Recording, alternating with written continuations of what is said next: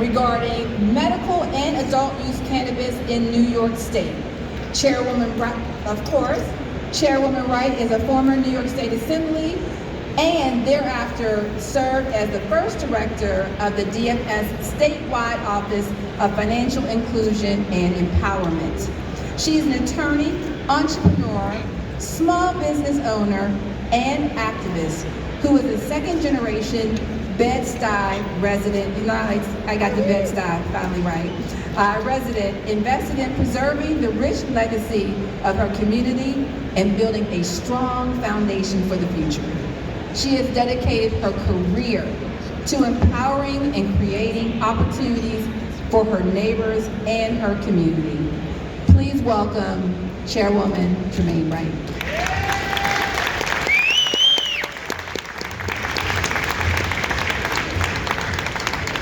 And certainly this woman needs no introduction. As a matter of fact, true story, I got started in this industry because of the organization she heads up, which is Women Grow. Gia Barone oversees the company's day-to-day operations, internal and external communications, educational programming, and strategic partnerships. And I can tell you without a doubt, she is one of the industry leaders. And one of the ones I can tell you foremost is a mentor, an advocate, and a general all-around just great person. So, welcome Gia Barone to the stage.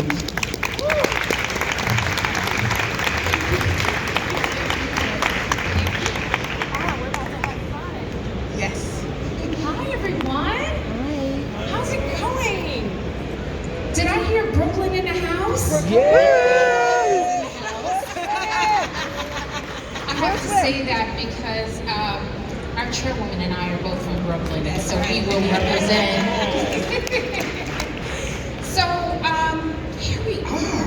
Yes, thank you very much. It is wonderful to be here with you this afternoon. It is awesome to be here with you because I remember sitting right in that row some months ago when someone was giving a keynote about what to expect. What to expect in the industry.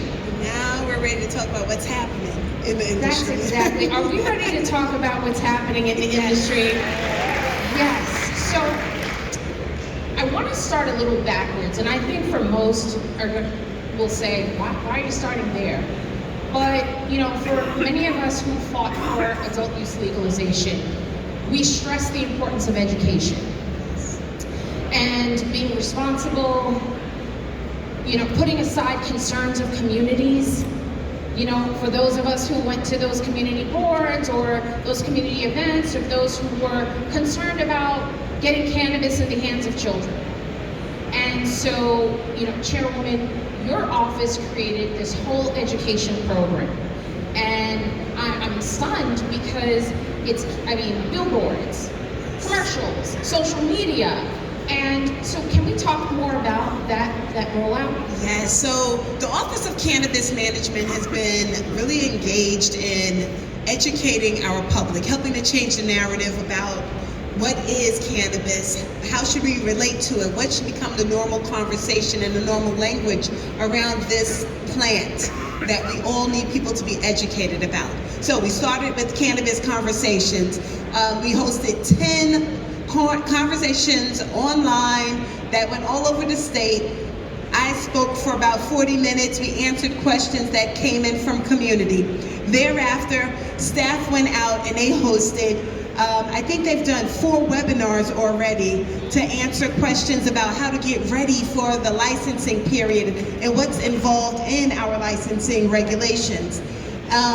We've also launched a campaign that is, I'm going to refer to as our public education campaign, that includes billboards, commercials, social media ads. Some of you might have taken the A or the 2 train here in New York City. You've seen them wrapped in some of the ads, but we're really trying to focus on how to keep your product safe in your home, away from children and from your pets, how to make sure that young people know that this is for those who are 21 and older, and also how to actually use and be mindful of when you are smoking, if you choose to consume in that manner, how to keep that smoke away from others. We're really trying to make sure that we change the narrative so that people know that there are safety precautions in making a decision to participate, that this is really an adult product and we want people to be engaged. And we're also developing, we're not developing, they're already online at cannabis.ny.gov. If you go on the page, we have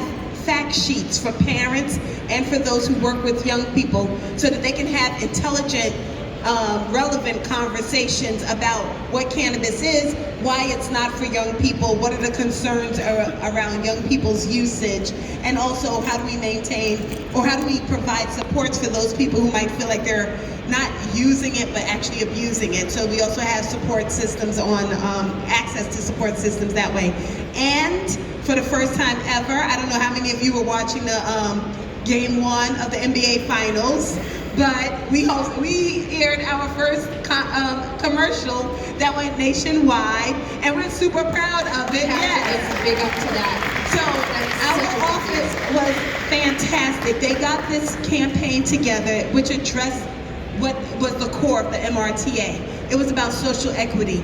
It identified all of the heavy-handed and uneven policing that occurred during prohibition of cannabis, so that it can help to build the language around why we have an equity-centered law here in New York State. And so I gave people the facts. I told them that if they wanted more information to go to our site, and thereafter they will be able to find more information, including a county-by-county arrest record from 1990 to 2000, so that they can see what it looks like for 10 years of arrest records and disproportionate impacts throughout our state. So we're really trying to build language around equity. We're also trying to build language around safety and safe usage. And so, first of all, thank you for that, because for those of you who are not familiar, I mean, advertising and marketing in cannabis is already a challenge. Even when we think about social media, and we phrase those keywords of education and safety, and they're still blocking us. And the fact that you were able to get that commercial run is important, and thank you for doing that. But the other piece that I thought was interesting is that you're also running it in other languages. And for my Boricuas out there, hello, because I know you got to be here somewhere, right? Yo soy Boricua. But it's important that we do communicate this education in languages that people can absorb. And so you all launched a Spanish language. Yes, so we do have Spanish language translations currently. We are working on additional translations. Here in New York State, I think there are about 20, I'm not even gonna say New York State, I think just in Queens we have 24 languages spoken. So throughout this state, the number increases. We are really trying to meet people where they are. We are a very young, a very new, and a very understaffed agency. Our goal is to have 200 employees. We're still under 100. So we are asking people to please be patient with us as we ramp up, but we have been successful in getting Spanish translations. Also, we hosted one of the cannabis conversations in Spanish language. It was actually led by our board member, Jessica Garcia, and we were really excited that we had people in the house, amongst our staff, that could actually lead the conversation, speak intelligently in another language, and actually converse. And that was really important for us. So we're building, we are mindful of it, and we're trying to overcome those obstacles. Is there anything else that you plan on rolling out as part of this education program? So yes, the education program is ongoing.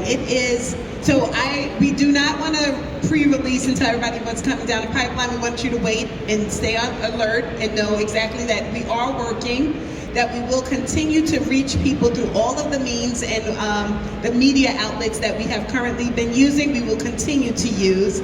But we are going to have a more robust education program geared directly to young people, and we're trying to make sure that it is a relevant conversation. We are aware that there are lots of sales that have happened at corner stores, grocery stores, and small shops in our neighborhoods that are selling products that should not be sold to young people. So we are trying to address that, but we're also trying to make sure that parents and those people who deal directly with our youth have language that makes sense to young people. Because many of us grew up with our war on drugs that look like, this is your brain on drugs, you know, this is the egg, this is your brain on drugs. It's no longer relevant. That's not the way people think about it. And so we're trying to develop what is going to be that memorable image and language so that people can move forward with it. So we are steadily working, and it is more to come. Thank you, thank you. Well, I'm gonna pick, so by the way, don't judge me. If you see me doing this, I'm just a woman of a certain age. I need my paper. Don't judge me. All right, so, but I wanna pivot the conversation to what many of us in here are interested in. There have been some conditional cultivation licenses that have been given out. Yeah. And there's been, I would say, an imbalance of understanding. But if you can just confirm for us, how many conditional licenses have been given out thus far? We have issued and approved 164 so far. And I want to say that I know personally there are women cultivators that have been awarded. And I say that to say, if you walked around the floor, that Women Grow Pavilion in the back, last year, we had one of those cultivators that was part of our booth space, and she just recently received her license. So I know that you're working with people. Now, what is the cap for these licenses? There is no cap. So we're very clear in New York State that we are not trying to work from a place of scarcity. This is about opportunity. This is, and so I know a lot of people say, oh, but don't you want to be mindful of what the market can bear? Yes, we do.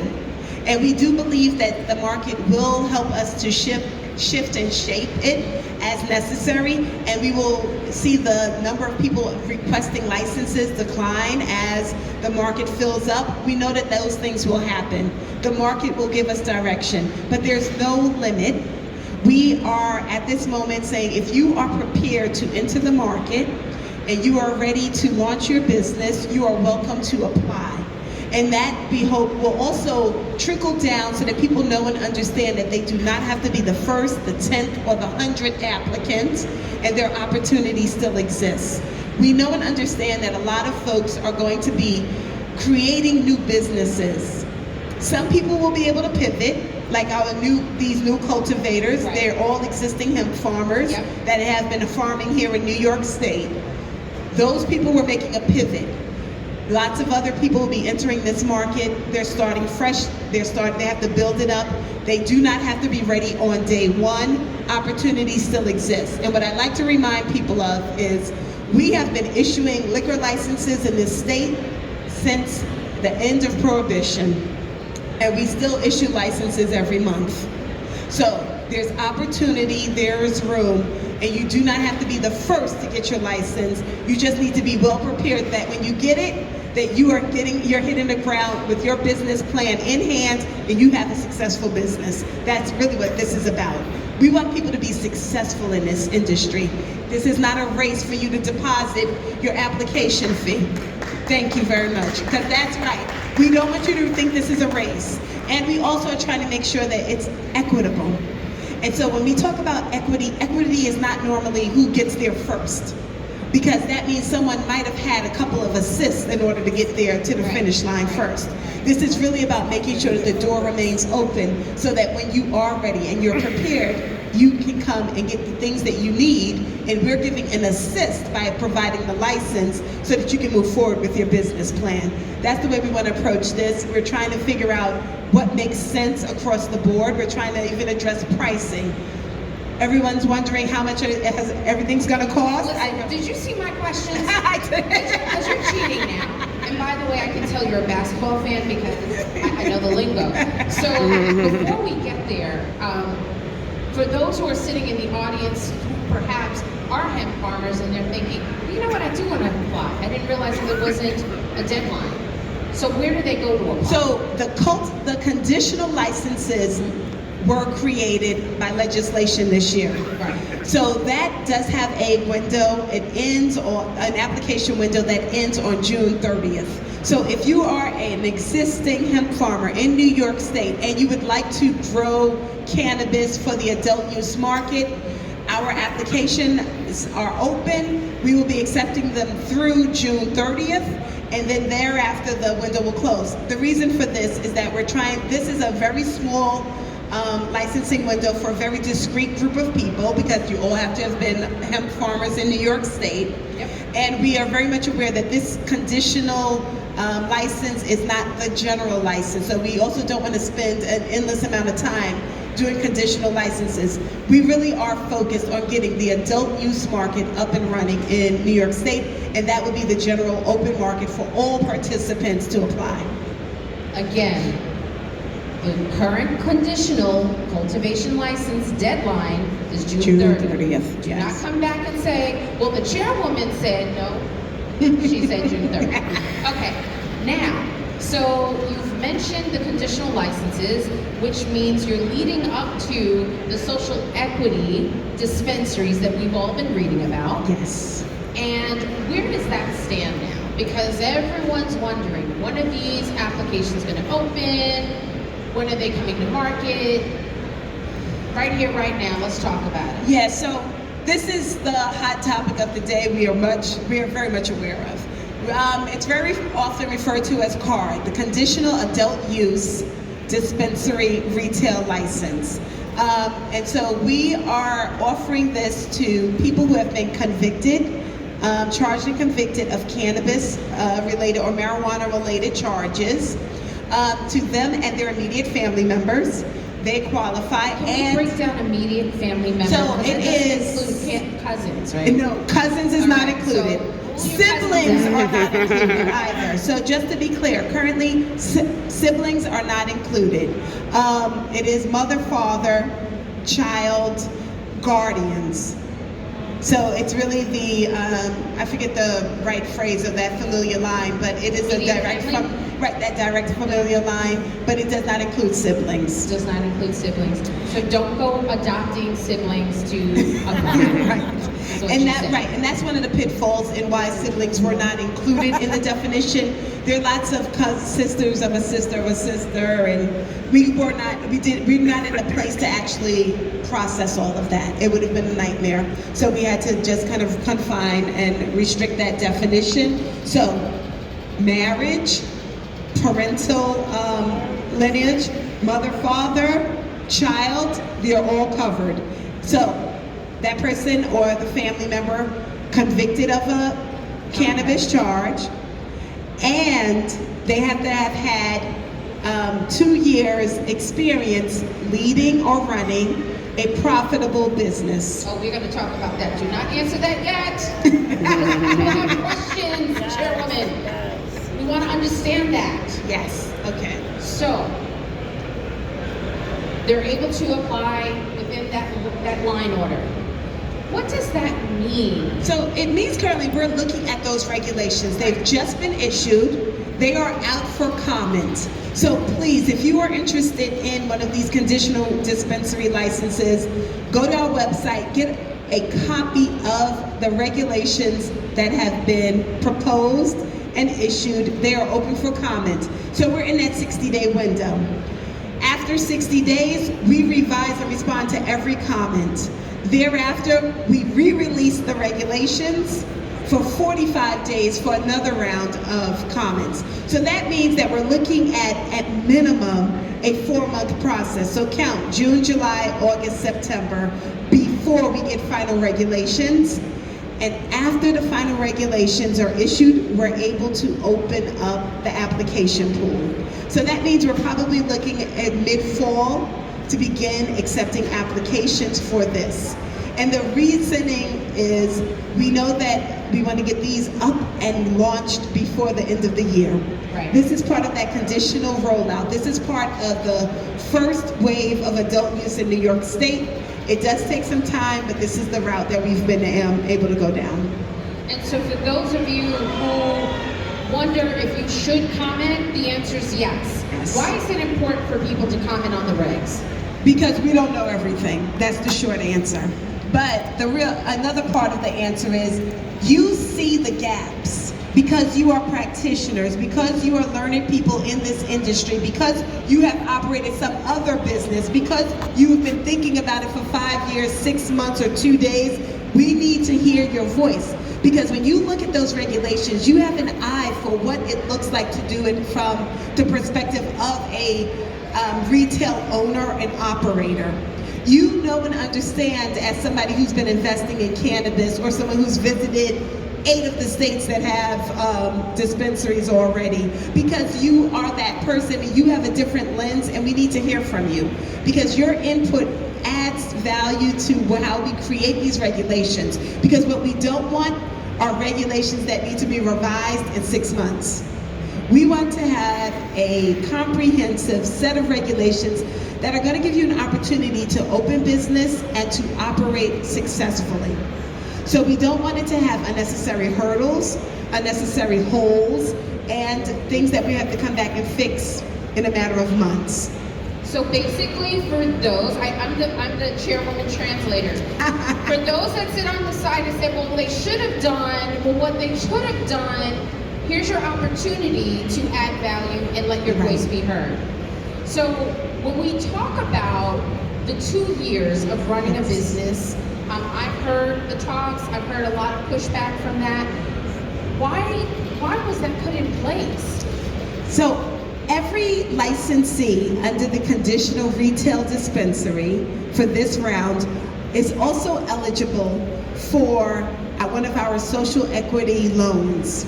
So in tandem with rolling out conditional retail dispensary licenses, the state has authorized us to, with a $200 million loan fund, wherein we will be able to loan fund. Okay. Loan. And so I want to be clear, it is a loan fund, but it's $200 million that we're trying to raise in the market, so that we will be able to actually provide dollars to the people opening businesses. Because everyone in this room knows that it is a challenge for small businesses to go out and get a loan no matter what industry you're in. And then when we say it's a cannabis industry, it's even tougher.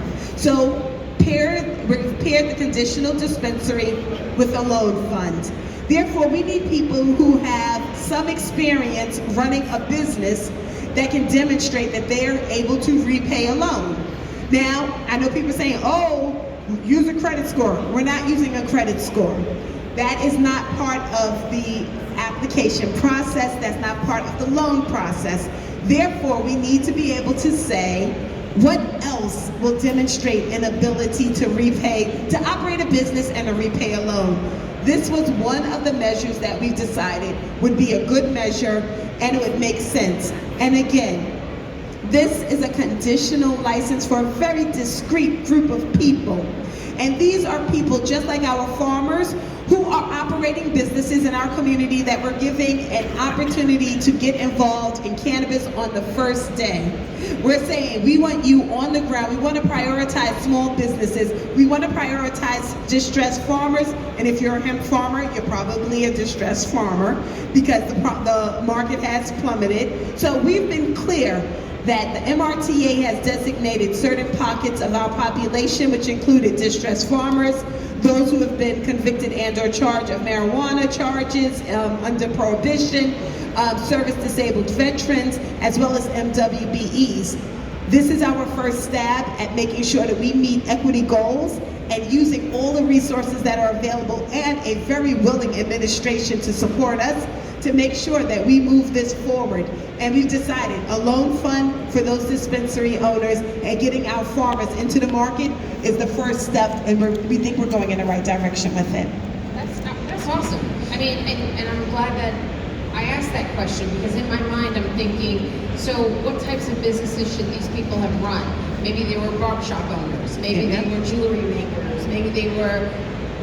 They could have been the people that clean houses. They could have been the people that have storefronts. Okay. Yeah. They could be the people that are exterminators. They can have run any kind of business. But you just need to show 2 years of business. Yes. You didn't say successful business, you just said profitable. And Profit varies as well as If you have a conversation with your accountant, you understand that the profit doesn't always mean that you are showing $1,000 million. Right. Sometimes it's like, I've been able to use the money but better, wisely, covering other costs, expenses. We need to see profitable businesses. Profit, by definition, is probably $1. That's all arguable. We will figure that out later on, but we have to make sure that we are figuring out a method and a means that will not automatically disqualify people or rely on systems that we already know are laden with bias. Right. So the credit system is laden with bias. We know that. So we don't want to rely on that. We're trying to find other means and measures, and this was one of those opportunities, so we're taking advantage of it. So we've got 4 months, Yes. technically, especially after everyone in here comments. Then it's the application. Have you all thought about or have created sort of a criteria of what people will need to apply? We already know the 2 years, but beyond that. So beyond I that, need to see taxes, and I'll tell you why. I get on phone calls. People are like, formally, with the record, I'm not going to give up my taxes because now the federal government's coming after me. But we also know that you need to file taxes, correct? yes. So if you have a history of being non-compliant with whatever, driving record, so background checks are part of the process. Let's be clear. Background check? We've seen that in the cultivator space. It is in our proposed regulations for the dispensary licenses. It's something that happens when I got my law license. It happens if you have a real estate license. I think the only license that we give out that it doesn't apply to might be your driver's license. There are certain standards that we know exist within the state. And character is a part of the, so while we exclude and do not hold it against anyone if they have a marijuana conviction, we do look and see if you have some character flaws such as embezzling or fraud, and those things definitely play into whether or not you get a license, because this is about compliance, and compliance is just about a relationship of trust and an understanding that we're going to agree, right? Just weapon charges. So that is something that we don't have a firm statement upon, because it may have been something that was associated with a cannabis conviction, and so those are a little bit more gray. That's why I used fraud and embezzlement as an example, because those crimes are white collar crimes that are commonly associated with character. Correct. Versus anything else. And those are considered in licensing in New York State. And similarly, it would be considered in the licensing for cannabis because it's one of our standards. But any other convictions are a little bit more gray, and those tell a narrative. It's just like folks get their legal license even if they've committed murder, once we consider the facts. But you probably are not getting your law license or legal license if you've embezzled funds. So that's why I use those as an example, because those are things that we kind of have history and relationship and a practice of evaluating in the state when we think about licensing. Okay. So anything else, what I'm going to encourage people to be prepared to do is to tell us your story.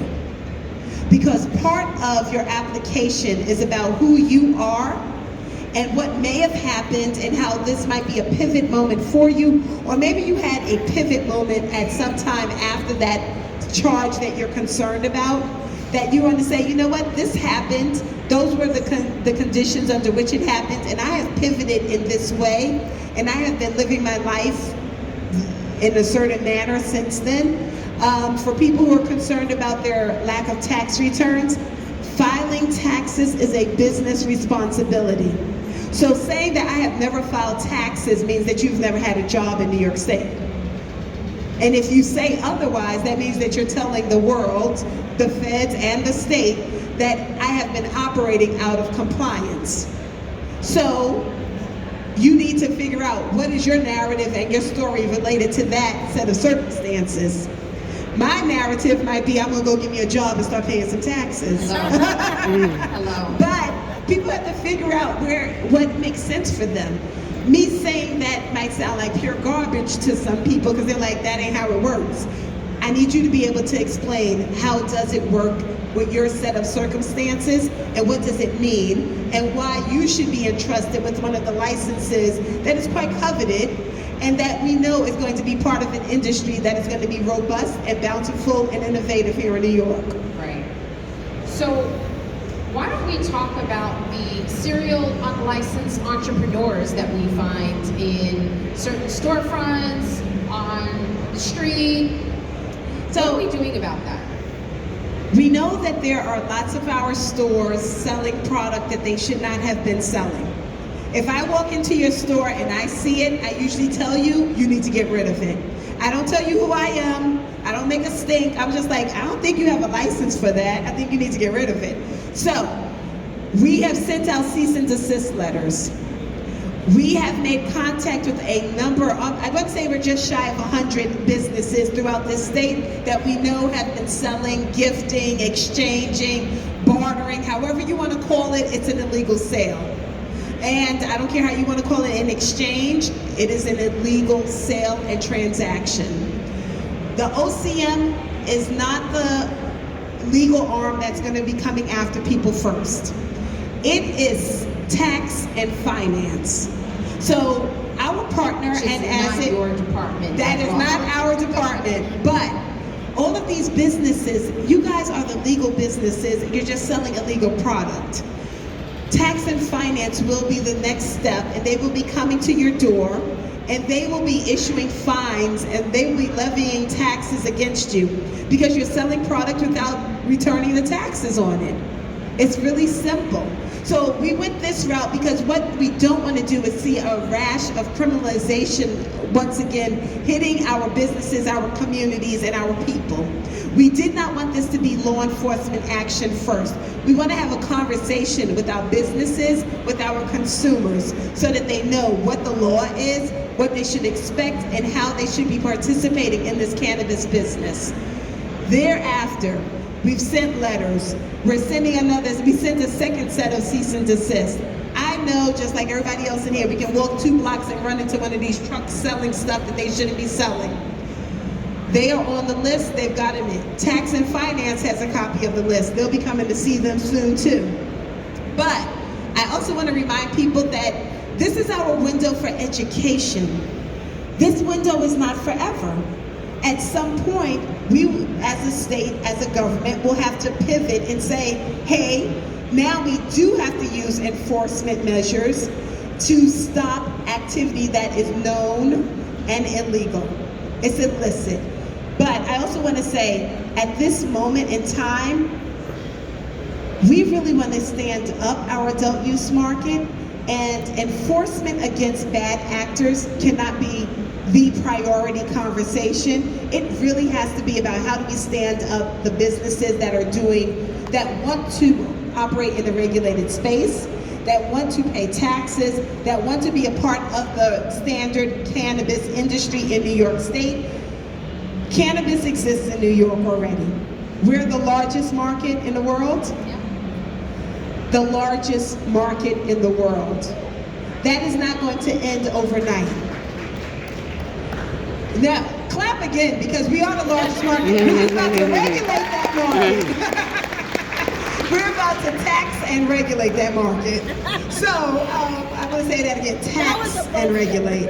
But what it also means is that there is a very sophisticated business system that exists in this state that will not be undone within months, that will not fall apart just because we passed the law. It is going to take time, education, and work. We're working with many of our legacy operators already to help understand what the challenges are for them to enter the regulated market and figure out ways in which we can invite them in and help them transition over.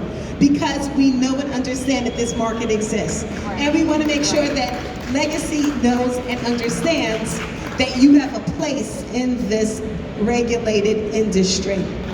Thank you, because that's what I need you all to be a part of the regulated industry.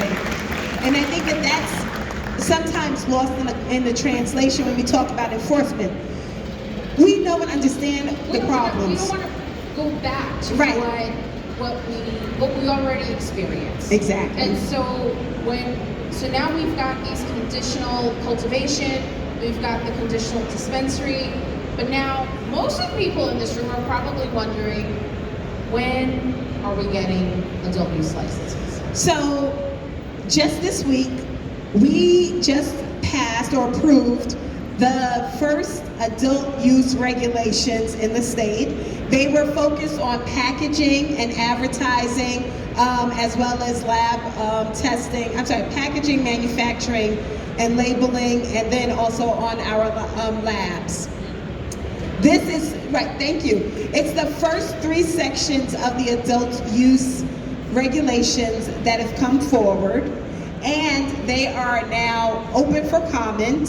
So we hope that you will go to our site, take a look at them, because this is the first movement.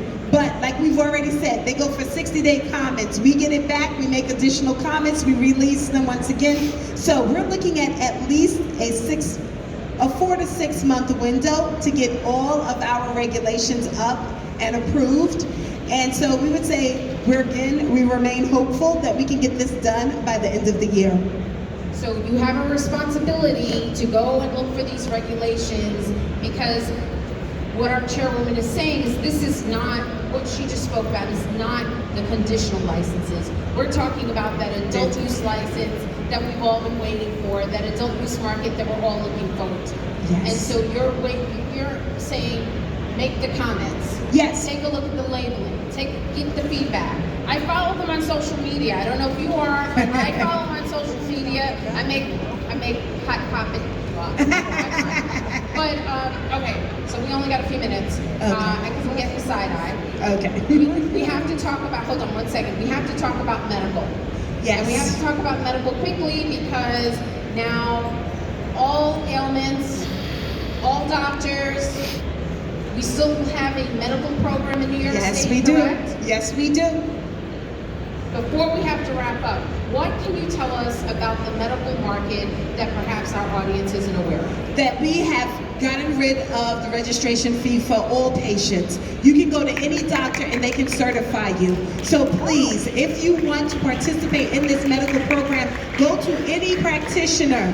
And we have expanded the practitioner base. It is not just your MD, it can be your nurse practitioner and a number of other practitioners, but if they are able to prescribe meds, they are able to certify you for marijuana, cannabis in this state. You see why I said let's talk about medical? And we have waived the $50 registration fee for patients, so there's no longer a fee to register as a patient. We just need you to go on. If you hit any trouble, we need you to email us and say, hey, do mine by paper, because I can't wait while you figure this out. We are trying to get people involved, and we want people to really realize that there is a wellness aspect to this business, that there's a wellness for the plant, that this is part of people's it really does enhance their well-being, and we're seeing it really a lot in the CBD market. A number of our existing CBD businesses have really wrapped around the wellness and health market, and they're talking about yoga and well-being and rest and sleep, and you will not be healthy if you cannot sleep well. So these are the things that we're really seeing really improved conversation about, and we're really supportive and excited about it. We see a number of new studies that have been rolled out. I would say, I think it was 3 weeks ago, I was just reading about one at Memorial Sloan Kettering. I just read one about the orthopedic surgeons. They were doing a pain management. Yes, 2 nights ago, I ended up at a table with some folks from Sloan, I think they were at Sloan Kettering, no, Mount Sinai, and we were just having an intelligent conversation about how we might be able to expand the use of cannabis in healthcare, and specifically with geriatrics and with pain management. So we're really focused on it. It is not lost. This is work that we want to see, we want to prove, and we want to hold it up. Because as we are, I don't know if we have, because I'm getting the side eye and we have to wrap up, I'm so sorry. But it's important for you guys to know, she's giving me the side eye. And she's from Jersey, so you know. But I wanted Let to us catch up. Let us catch up. I wanted to wrap this up by saying it's important that you visit the Office of Cannabis website, because all of this information is really there.